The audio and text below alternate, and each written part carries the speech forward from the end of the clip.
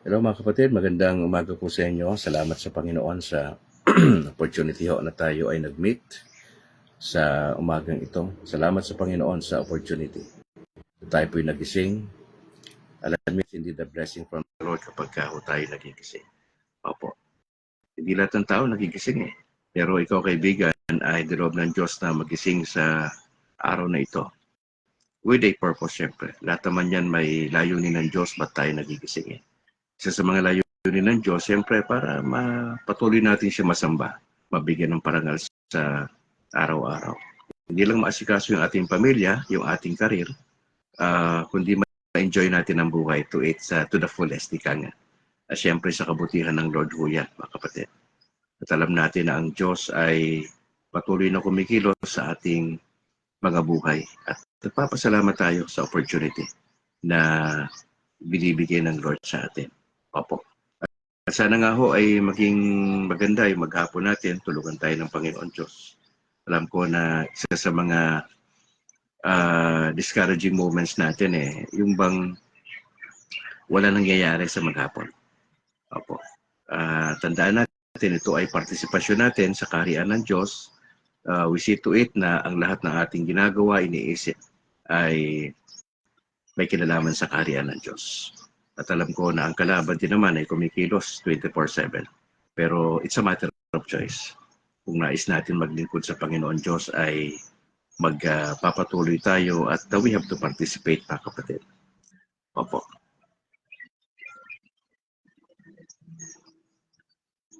Alright, tayo rin si Apple para pangunahan tayo sa prayer. Dali lang Yan. I hope maganda tulog ninyo. Maganda gising, hindi masakit ang batok.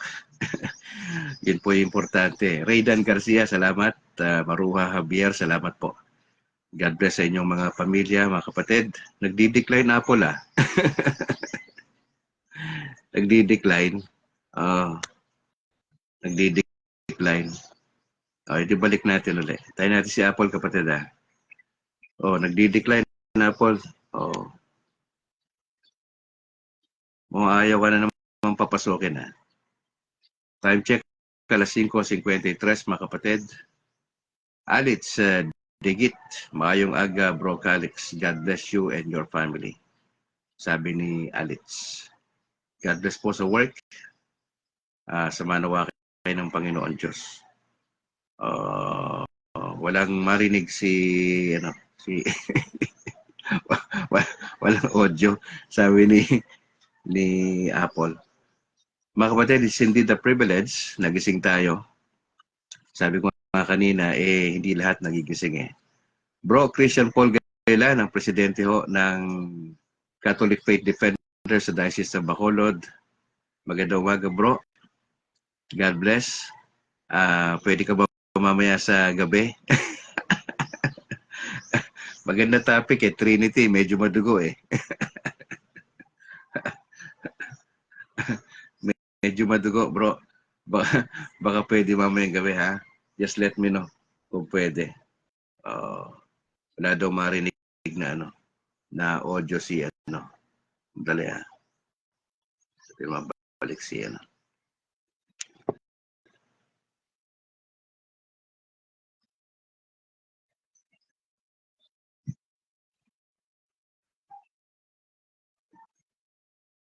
Pag ka, kapatid na Paul, may dyan request to join the broadcast.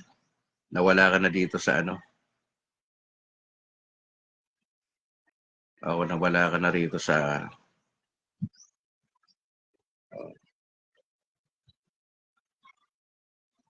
kasi may nakalagay diyang bring them on camera. Wala, hindi na kita makita. Pero yung pangalan mo nandito pa. Try mo sis na request to join the broadcast. Yun.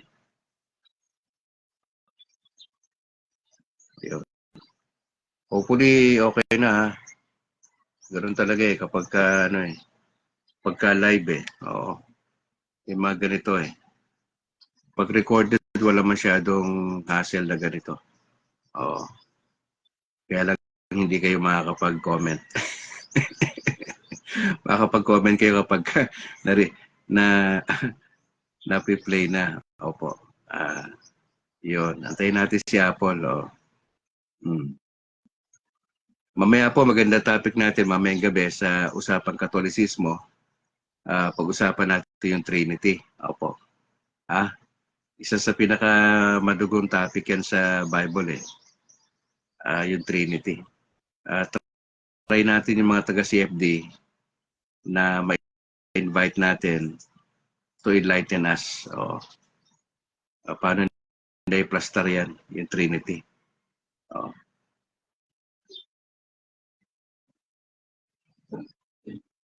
Okay.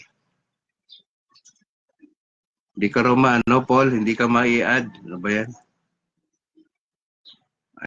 Ito. Basta talaga prayer, ayaw ng kalaban, Hindi naman pwede magsimula ng walang dasal. Andiyan si Apple eh. Kailangan natin yung ating prayer. Alas 5:57 na ng umaga ba kapatid? May mga ganito talaga moment eh. Basta prayer eh, nagkakaproblema tayo. Hopefully okay na to, antayin natin ng konti.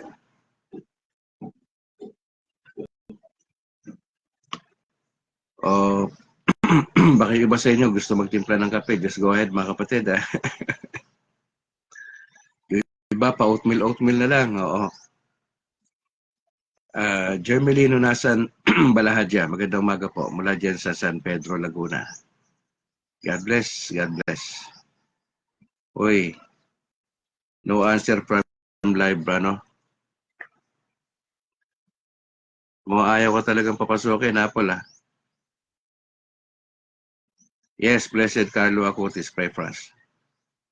Siya po yung saint na nilalapitan sa mga ganitong pagkakataon, nagkakaproblema yung ating wifi, pagpasok. Siya po yung tamang saint na lalapitan, si Saint Blessed Carlo Acutis.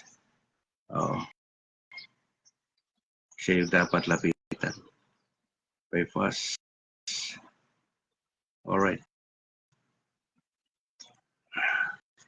Maganda yung ating gospel for today mga kapatid. Yun. Good morning. Yun. Good morning. Okay. Sige, start po tayo. Hindi ko makita si Apple sa screen ko, pero baka mamaya lalabas din siya. Okay. Kumusta kaibigan? Ikaw ay nasa programa na Kabrad kasama si Brad Calix at si Sister Apple. Ang Kabrad ay para sa Catholic community sa loob at sa labas ng bansa. Layunin nitong alalayan, palakasin at gabayan ng isang Katolikong Pinoy na mas maging malalim pa sa pagkakilala kay Jesus at sa mga aral ng Simbahang Katolika. Sinusubukan din ho natin sa biyaya ng Diyos na balansehin ang ating kaisipan, damdamin at paggawa ng mabuti sa ating kapwa. Kaya't halina't makinig at tuklasin ang turo ng simbahang itinatag ng ating Panginoong Jesucristo. Ngayon po ay araw ng Biyernes sa 28 sa buwan ng Marso 2025. At sa oras na ito ay pangunahan tayo ni Sister Apple sa prayer at sa pagbinggit na rin ng Saint of the Day. Apple, good morning. Good morning, Kabrad, at sa lahat ng ating mga tagapanood at tagapakinig dito sa Facebook Live. Mag-start na po tayo. Let us put ourselves in the presence of God, in the name of the Father, and of the Son, and of the Holy Spirit. Amen. The Angelus. The angel of the Lord declared unto Mary, And she conceived by the power of the Holy Spirit. Hail Mary, full of grace, the Lord is with thee. Blessed art thou amongst women, and blessed is the fruit of thy womb, Jesus. Holy Mary, Mother of God, pray for us sinners, now and at the hour of our death. Amen. Behold, the handmaid of the Lord. May it be done to me according to your word. Hail Mary, full of grace, the Lord is with thee. Blessed art thou amongst women, and blessed is the fruit of thy womb, Jesus. Holy Mary, Mother of God, pray for us sinners, now and at the hour of our death. Amen. And the Word was made flesh. And dwelt among us. Hail Mary, full of grace, the Lord is with thee. Blessed art thou amongst women, and blessed is the fruit of thy womb, Jesus. Holy Mary, Mother of God, pray for us sinners, now and at the hour of our death. Amen. Pray for us, O Holy Mother of God. That we may be made worthy of the promises of Christ. Let us pray. Pour forth, we beseech thee, O Lord, thy grace into our hearts, that we, to whom the incarnation of Christ your Son was made known by the message of an angel, made by his passion and cross, be brought to the glory of his resurrection. Through the same Christ our Lord. Amen. Amen. Glory be to the Father, and to the Son, and to the Holy Spirit. As it was in the beginning, is now, and ever shall be, world without end. Amen. Let us now proceed to the Saint of the Day. In the liturgy from VaticanNews.va, today is March 28, 2025, and we celebrate Saint Castor, Martyr of Tarso. Saint Castor is mentioned in both the Hieronymian and the Roman martyrologies, the oldest catalogues of Christian martyrs of the Latin Church. According to tradition, he was martyred in Tarsus in Cilicia, in what is now known as Turkey, possibly in the company of either Saint Dorotheus or Saint Stephen. Let us offer one Our Father, one Hail Mary, and one Glory Be for the intentions of our Holy Father, Pope Francis, and also for our own personal intentions. Our Father, who art in heaven, hallowed be thy name. Thy kingdom come, thy will be done on earth as it is in heaven. Give us this day our daily bread, and forgive us our trespasses, as we forgive those who trespass against us. And lead us not into temptation, but deliver us from evil. Amen. Hail Mary, full of grace, the Lord is with thee. Blessed art thou amongst women, and blessed is the fruit of thy womb, Jesus. Holy Mary, Mother of God, pray for us sinners, now and at the hour of our death. Amen. Glory be to the Father, and to the Son, and to the Holy Spirit. As it was in the beginning, is now, and ever shall be, world without end. Amen. In the name of the Father, and of the Son, and of the Holy Spirit. Amen. Good morning po. Kapatid Paul, baka meron kayong anunsyo mula sa inyong parokya at pagbati na rin, pa-shoutout sa ilang mga kapatid. Just go ahead, Paul. Yes, good morning. Una sa lahat sa aming Kura Paroko dito sa Immaculate Conception, Bakyas, Mansilingan Parish. Kay Father Farley Ray Santillan. Good morning, Father. At sa lahat ng ating mga church workers, sa lahat ng mga kapilians at sa aming kapilian dito sa BEC Punay, si Tita Mila at si Tita Neneng. Good morning po sa inyo. Bukas po ay March 29, magkakaroon po tayo ng area mass in celebration for the Fiesta of St. Joseph dito sa aming BEC. Alas 10 po ng umaga dito po sa compound ng Ong Family. Ayan. Good morning din po sa lahat ng CFD Bacolod chapter sa ating masipag at poging presidente na si Brother Christian Paul Gailan. And good morning, bro. At sa lahat po ng ating officers dyan, sa ating spiritual director, Father Brethren Rai Gamala. Good morning, Father. At sa lahat ng mga nanonood, nawa po ay patnubayan tayo palagi ng Panginoon. At palagi po kayong kasama sa aming mga dasal, lalong-lalo na sa ating masisipag na mga prayer warriors dito sa Latin Rosary Missionaries. Sa mga prayer and intention, you can send it to us sa Latin Rosary Missionary Facebook page at makakaasa po kayong patuloy po namin kayong ipagdadasal. Pwede nyo rin pong isend sa akin personally sa aking messenger and rest assured to keep you in my prayers. Kabrad, salamat sa iyo muli sa iyong sipag at nawa ay magkita tayo ulit. Good morning and God bless.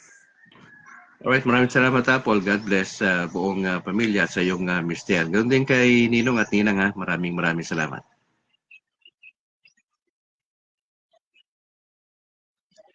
Alright, nakasama natin si kapatid na Apple. Siya po ay regular na ating kasama Monday to Friday. At kung hindi siya busy ng Sabado, ay nakasama rin po natin siya. Gusto ko lang munang batiin yung aking may bahay, si Annalyn. Magandang umaga ma. Salamat sa Panginoon Diyos sa kalakasan na binibigay sa iyo. Yung aming dalawang anak na si James Philip Patala ng Grace.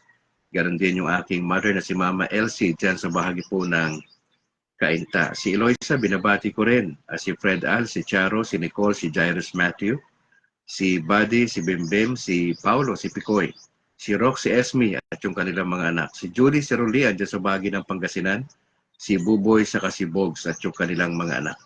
Ate Lydia, magandang umaga rin po. Si Tio Joe at Tia Edna dyan sa Karangalan Village. Magandang umaga sa buong pamilya. Sa lahat ng aking mga kamag-anak dyan sa Palawig, Calulbon, Vira, Catanduanes. Magandang umaga po sa inyo. Siyempre, pagbati sa ating punto por punto kay Reverend Father Darwin, Reverend Father Darwin Gitgano, maraming salamat. Bro Wendell Talibong, Jando, Romel Palma, at sa iba pa nating tropa. Sa CFD National, maraming salamat po sa inyo, mga kapatid. Binabati ko rin yung aking parish priest sa San Juan Nepomuceno, si Very Reverend Father Luan Torrefranca, ganoon din si Reverend Father Robert Christopher Nobles, si Father Egay, magandang umaga po. Ang dalawa namin seminaryan, si Bro Simon, saka si Bro Ken. Sister Malu Albarestan, ang PPC President at lahat ng mga opisyales.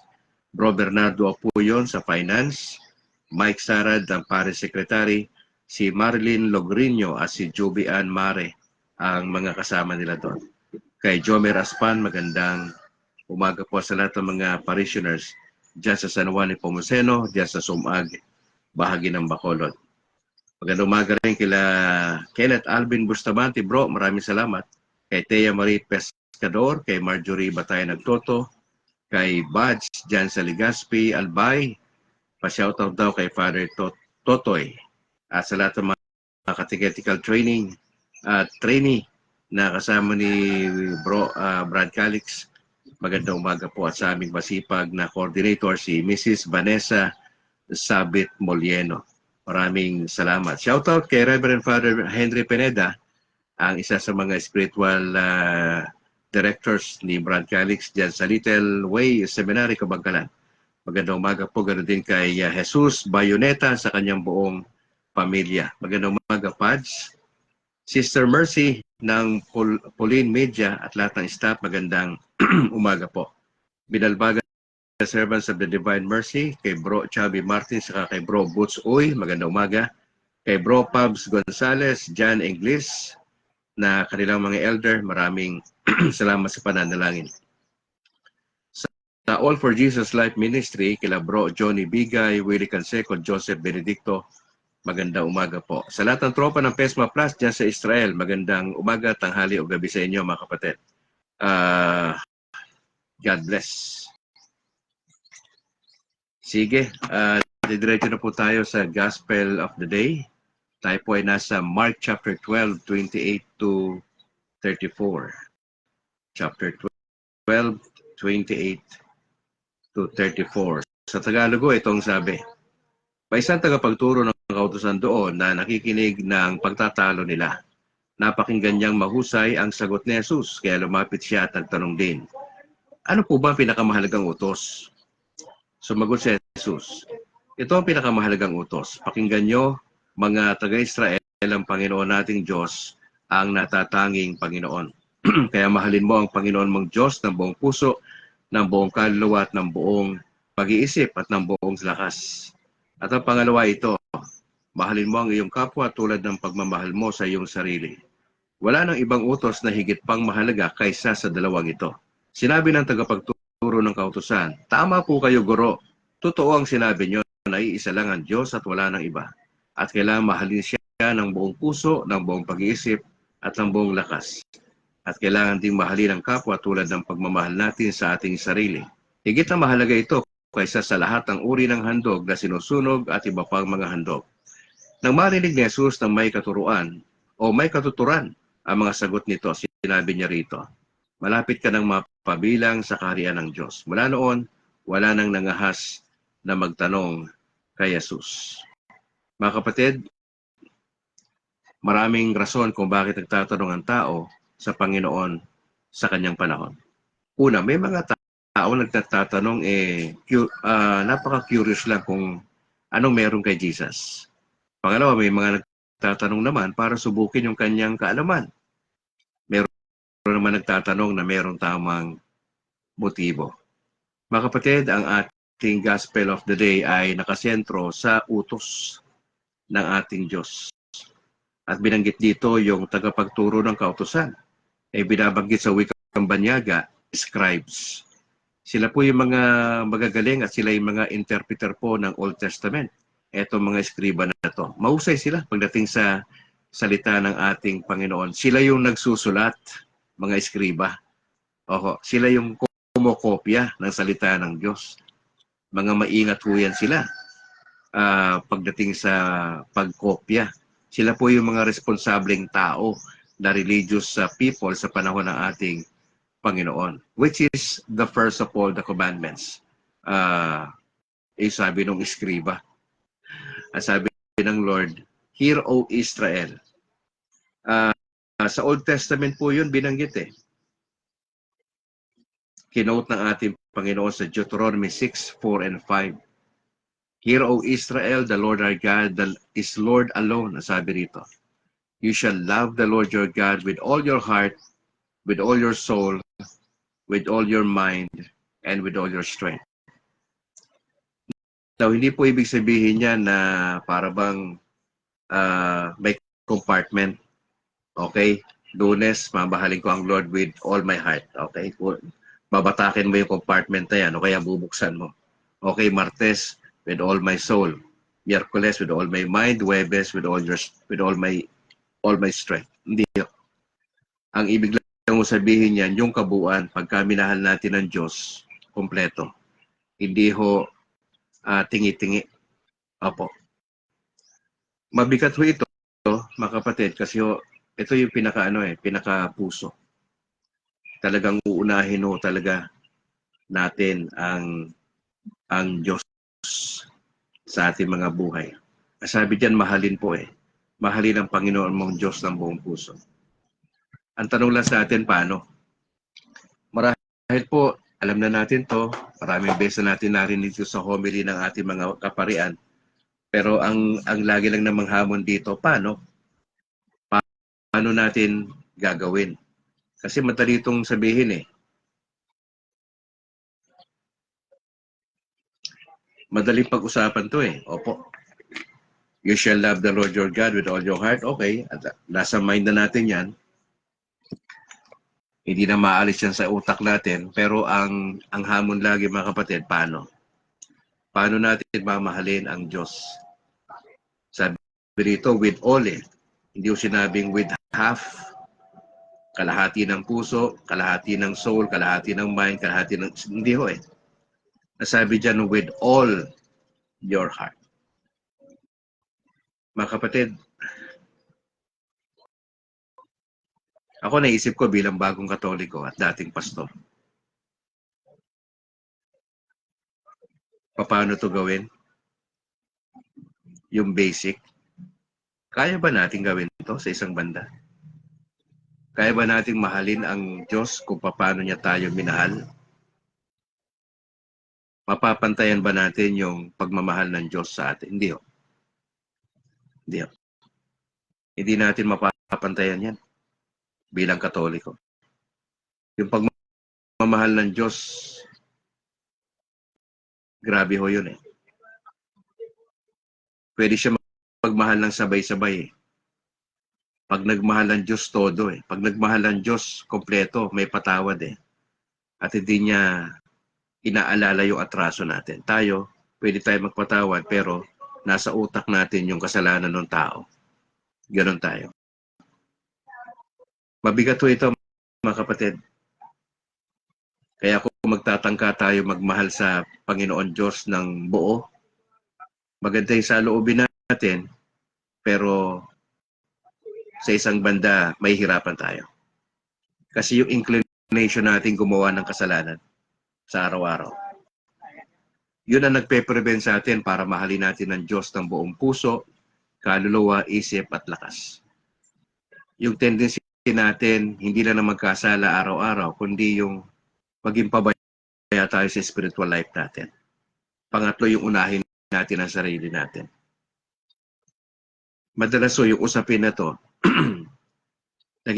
nagiging totoo lang to minsan kapag ang tao may problema na sa buhay eh. Sa relasyon, sa sa negosyo, sa pamilya. Pagka nagkakaproblema na, medyo nagkakaroon na ng parang realization. Lord, binahal ko ba kayo? Nung ako'y malakas pa. Nung ako'y may pera pa, minahal ko ba talaga kayo? Nung hindi pa bumabagsak yung negosyo ko, minahal ko ba kayo? With all my heart, my soul, mind, and strength. May ganun eh. Meron ba tayong ganitong realization, mga kapatid? Kaya ba natin talaga to sa araw-araw? Sa pressure ng buhay, sa trabaho, pressure ka sa community, even sa parokya, marami kang apostolate. Kaya ba natin itong gawin? Kaya ba natin i-balance ito? Medyo challenging ito, mga kapatid. Kasi dito, sa sinasabi ng Panginoon ano to relationship kapatid. Oh. Relationship. You shall love the Lord. Yung una talaga sa buhay natin, ang Panginoon Ang tanong, talaga ba nauna si Lord sa araw-araw? O pangalawa lang siya? At ang matindi rito, panghuli siya. O at matindi pa rito, wala siya sa listahan mo. Nagplano ka, marami ka na pinlano, pero si Lord, wala sa listahan mo. Marami ka ng plano itong taon na itong 2025. Kaya lang kung bibisitahin mo yung listahan mo, teka muna, nasaan si Lord dito? Puro negosyo to, puro travel to Nasaan si Jesus dito? Sa mga pinupuntahan natin, sa mga binabasa natin, sa mga kausap nating tao, meron bang tsansa na talagang mahalin ng Panginoon Diyos? Pag nagkakasakit na po tayo, pwede pa ba natin ito magawa na loving the Lord, our God, with all our heart, soul, mind, and strength? Mga kapatid, honestly, nung pastor pa ko, may mga pagkakataon po na ang hirap gawin ito. Lalo na yung mga moments na down ka bilang pastor.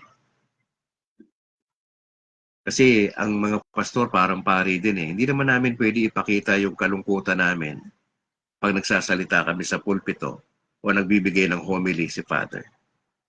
Kung may mga pinagdadaanan ho kami, nakangiti lang ho kami sa tao. Pero deep inside, pag nasa bahay na po kami, pag nasa kwarto na, pag tahimik na ang paligid, merong reflection. May mga moments na may mga pag-aalinlangan. And that's normal. Nagiging abnormal lang ho yan kung nananatili tayo nagko-question sa kabutihan ng Diyos. Kung nananatili tayong nag-aalinlangan sa kanyang pagmamahal. Mga kapatid. Iwan ko po sa inyo yan. Mabigat po ito Mabigat po ito. Loving the Lord our God. Personal po kasi yan na issue, mga kapatid. At ang sasagot yan, tayo lang din po. Pwede ako magbigay ng recommendations dito. But again, babalik pa rin niya sa atin. Mahal mo ba talaga ang Panginoon Diyos? Siya ba talaga yung top priority ng buhay mo? Siya ba talaga? Ikaw lang makakasagot niya. mahirap mahirap maging hipokrito sa harapan ng Diyos, hindi. Mas maganda honest tayo, mas maganda meron tayong humility na pwede natin sabihin na maraming pagkakataon na hindi talaga si Lord yung bida sa buhay natin. Marami na tayong plano, pero si Lord wala sa listahan natin. Kaya natin mahalin yung ibang tao, pero si Lord minsan kalahati. Minsan nga ayaw pa natin. Pangalawa, sabi niya, you shall love your neighbor as yourself. Mga kapatid, hindi na natin kailangan mahalin pa yung sarili natin kasi nga, given na yan, bago tayo magmahal sa iba, talagang inuuna nating mahalin ang sarili natin. Kasi sabi dyan, you shall love your neighbor as yourself. Meaning, yung trato natin sa ating kapwa, kung paano mo tinatrato sarili mo, ganun din yun. Sabi rito, loving our God. Pangalawa yung ating neighbor. Sino ba yung neighbor natin? Ito po yung literal na neighbor natin, mga kapatid. Hindi po ito tumutukoy lang sa kapwa parokya natin, ng mga miyembro. Hindi ito tumutukoy lang sa mga kaibigan natin, kausap natin madalas, kanegosyo. Hindi po. Yung literal na neighbor mo. Brad Calix, parang ang hirap ata niyan kasi hindi kami magkasundo ng neighbor namin eh. Ilang taon na yung bangayan namin eh.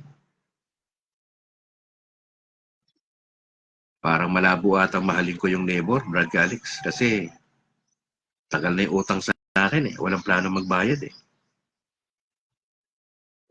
Tsaka may atraso sa akin yan. 5 years ago. Kasama ko sa negosyo yan, pero inisahan ako niyan, Brad Calix eh. Para mahirap kong yan, mamahal yan, Brad. Baka ano na lang. Baka kapag ka nasa ataol na yan, saka lang. Grabe, no? May ganun pala. Meron po. At katoliko pong gumagawa niya.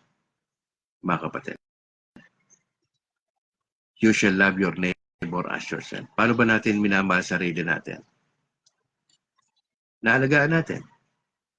Yung mga kababaihan eh, lahat ng paraan gagawin ninyo para may pakita nyo na mahal nyo sarili nyo. Di ba? Medyo may edad na nga pa, may mga edad na, pero dahil may pera, marami tayong pwedeng gawin na pampahaba daw ng buhay eh, di ba? Oh. Binabatak-batak pa natin yung mga skin natin, di ba? Hindi tayo makontento na may edad na tayo, pero gusto natin maging bata pa rin. Well, it's up to you. Hindi naman masama yun. Lalo na kung meron ka at wala ka namang iniistorbo ibang tao. Pero balikan natin yung loving our neighbor. Sa totoo lang, hindi ganun kadali. Lalo na kung may nagawa sa ating di maganda. Yung sinasadya na magkamali sa atin. Paulit-ulit. Hindi ho ba? Parang sa isang banda, ako personally, kapag paulit-ulit yung ginagawang mali sa akin, hindi ko na pinapansin. Bakit po? Sasama ng loob mo, di ba? Paulit-ulit yung pagkakamali. Parang, ang hirap maging masaya kapag ka ganun, di ba? Pag may ganun ka na neighbor. Yung hindi nila iniisip yung kapakanan mo rin, di ba? Hindi nila iniisip na kapag gumawa sila ng isang bagay, mapipirwisyo ka, di ba? Marami ho yan eh. Lalo na kung nakatira kayo sa medyo maraming tao na paligid. Apo. Medyo challenging yon. Sa subdivision naman, walang pakialam ang mga tao dyan eh. Oo. At tumira din kami sa subdivision eh. Ibang kultura sa subdivision. Ang mga tao dyan, ang feeling nila, may sarili-sarili silang mundo. Oo. Walang pakialaman. Oo. Walang pakialaman. Dito naman, sa kapag nakatira ka sa medyo maraming tao, halos dikit-dikit, di pa lang yung layo ng bahay sa isang bahay. Medyo ano yan, kung di ka sanay sa ganyan sa ingay ng tao, pagkahapon marami ng bata na nagkalat at naglalaro. Hindi ka sanay sa masyadong maingay na katulad ni Brad Calix, medyo naririndi na ako sa ingay. Nung bata pa ako, okay lang eh. Pero nung pumalo ako ng 50 anyos, medyo ayoko na ng sobrang ingay.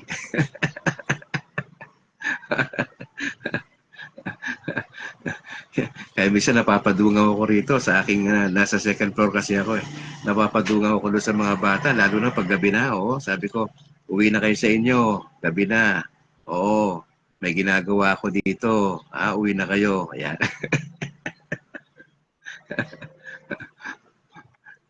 Mga kapatid, as we try to,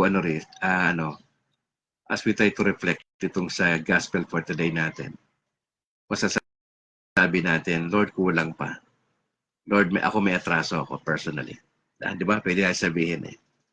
Hindi tayo pwede magsabi na, ay Brad Calix, nagagawa ko yan. Wala akong sablay dyan. Yung sinasabi mo na love the Lord our God with all my heart, soul, mind, and strength.